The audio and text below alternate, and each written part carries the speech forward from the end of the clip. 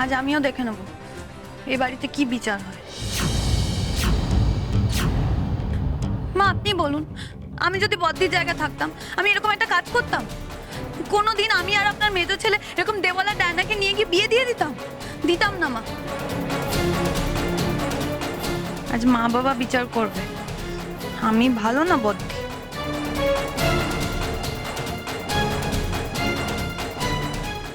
সকাল থেকে একই নাটক চলছে। বড় বৌদি, তোমার জন্য আজ আমাদের বাড়ির কারোর কিচ্ছু খাওয়া হয়নি, মায়ের এই অবস্থা। কিন্তু তোমাদের দেখে তো মনে হচ্ছে বিয়ে বাড়ির মহাবত সেরে এলে।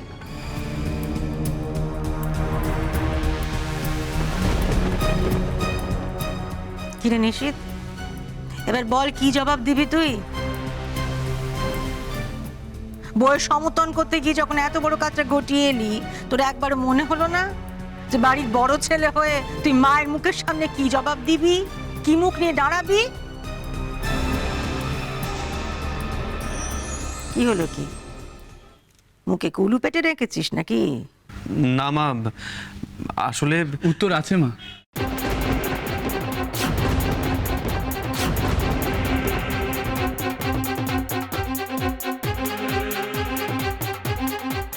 আমি যার কাছ থেকে জানতে চেয়েছি সে উত্তর দেবে, তোর কোনো কথা আমি শুনবো না। আজ আমি সব প্রশ্নের উত্তর দেব না। বড়দা বড় বৌদিকে কিছু বলার আগে তোমার আমার কথা শুনতে হবে।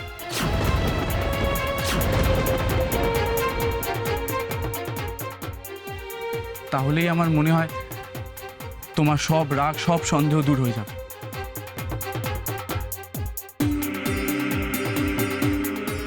তাই তুইও এখন বড় বৌদির হয়ে সালিশ করতে শুরু করে দিয়েছিস? বল কি বলার আছে তোর? মা, আমি তোমাকে ছুঁয়ে প্রতিজ্ঞা করেছিলাম যে আমি আর কখনো খারাপ কাজ করব না। ডায়নাকে বিয়ে করে ঘরে ফিরবো, সংসারী হবে।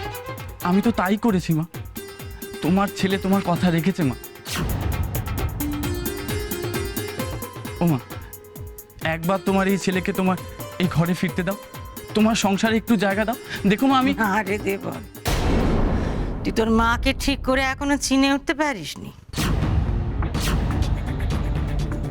তোর মা সন্তানদের খুব ভালোবাসে, তবে এতটা ভালোবাসে না যে অন্ধ হয়ে অন্যায়কে পেশয় দেয়।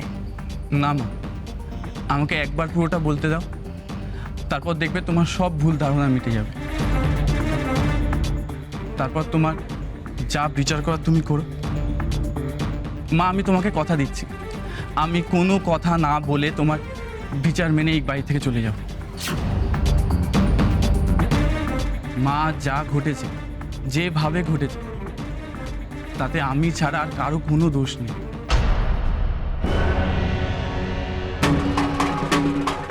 তাহলে বড় বৌদি আর বড়দা কেন শাস্তি পাবে? মা, আমি তো তোমাকে অনেকবার অনেক মিথ্যা কথা বলেছি, একটা বার আমাকে সত্যি কথা বলার সুযোগ দাও। সত্যি বলতে চাস? সত্যি?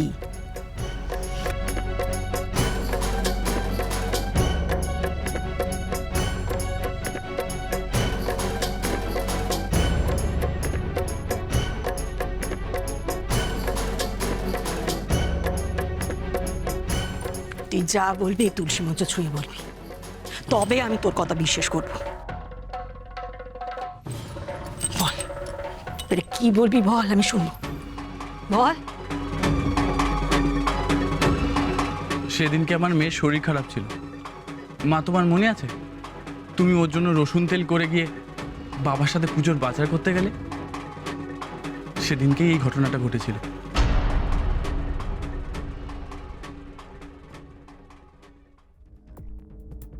আমার মনে হচ্ছে তুমি আমায় কিছু বলতে চাও, বলবে?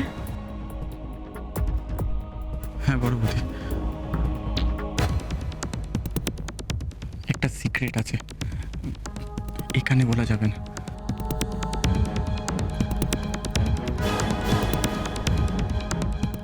এসো।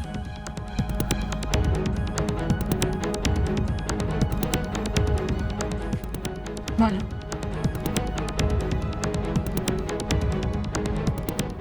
আমাকে মাফ করে দাও বড় বৌদি, আমি অপুজের মতো অনেক অন্যায় কাজ করে ফেলেছি। আসলে বড় বৌদি, আমি এই করছো কি তুমি?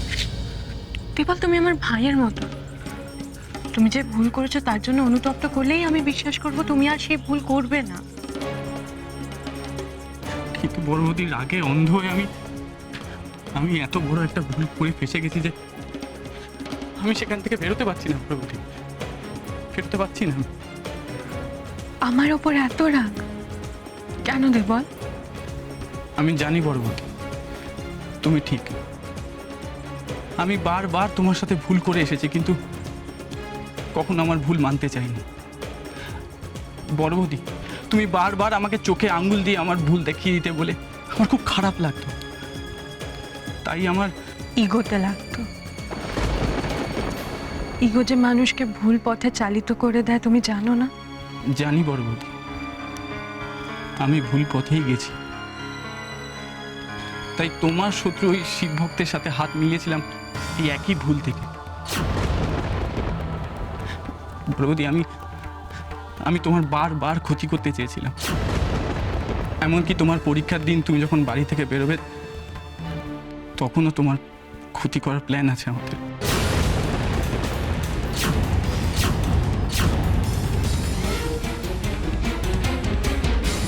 আমি ডায়নাকে এখনো ভালোবাসি, কিন্তু রাগে অন্ধ হয়ে আমার ঠিক বেঠিক সব গুলিয়ে গেছিল। আর সেই সুযোগই নিয়েছিল ওই ভণ্ড সাধু। আশ্রমে লক্ষ্মী বলে একটি মেয়েকে আমার ঘাড়ের ওপর চাপিয়ে দেওয়ার চেষ্টা করেছিল। এসব আমি জানি দেবল। তুমি জানো এরপর কি হয়েছে সেটা বলো। ওরা আমার আর লক্ষ্মীর কিছু ছবি নিয়ে আমাকে ব্ল্যাকমেল করছে। এ দেখো এই ছবিগুলো।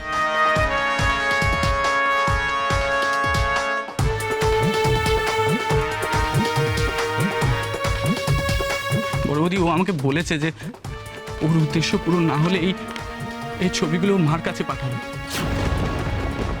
ও এটাও বলেছে যে আমাদের পাড়ায় বিলি করে আমাদের পরিবারের মান সম্মান সব নষ্ট করে দেবে।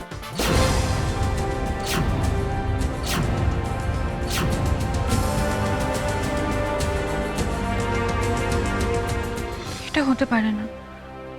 ও কি চায়? তোমার ওপর প্রতিশোধ নিতে চায়,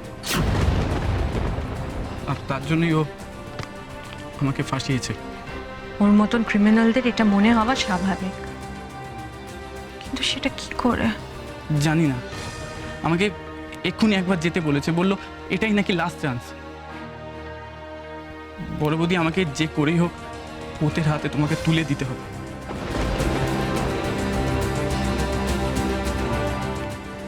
ঠিক আছে, তুমি যাও ওই ভণ্ডটার কাছে। ও কি বলে শোনো। আমি ওই ভণ্ড সাধুর কথা শুনবো? বড় বৌদি, আমি তো তোমাকে বললাম ও কি চায়। তুমি যদি ওর কথা না শোনো তাহলে ও তোমাকে সন্দেহ করবে, আর সেটা আমি চাই না। ও তোমাকে সন্দেহ করলে সতর্ক হয়ে যাবে, তারপর ওকে আইনের হাতে তুলে দেওয়া যাবে না। তুমি ভয় পেও না, নর্মাল আচরণ করো, আমি আছি তোমার সঙ্গে। ও তোমাকে কি বললো সেটা তুমি আমাকে জানাবে, তারপর ঠিক সময় মতো কি কি করতে হবে আমি তোমাকে বলবো। আমি যাব তোমার সঙ্গে। তুমি যাবে? তোমার ভয় করবে না? আমি যদি তোমাকে বিপদে ফেলি? আমি জানি তুমি তোমার বড়দার এত বড় ক্ষতি করবে না। ছোট ভাইকে বড়দা যে খুব ভালোবাসে, স্নেহ করে, বিশ্বাস করে। কিন্তু বড় বৌদি, আমি তোমাকে কি করে একা একা এত বড় বিপদের মধ্যে ঠেলে দিই? আমি তো একা নই দেবল, তুমি তো আছো আমার সঙ্গে। আর আমি জানি নিশিতা আর মিস্টার ঘটককে আমি ঠিক সময় মতো পাবো। তুমি নিশ্চিন্তে থাকো। আরেকটা কথা, এই পুরো ব্যাপারটা তোমার আর আমার মধ্যে থাকবে, কেউ যেন না জানতে পারে।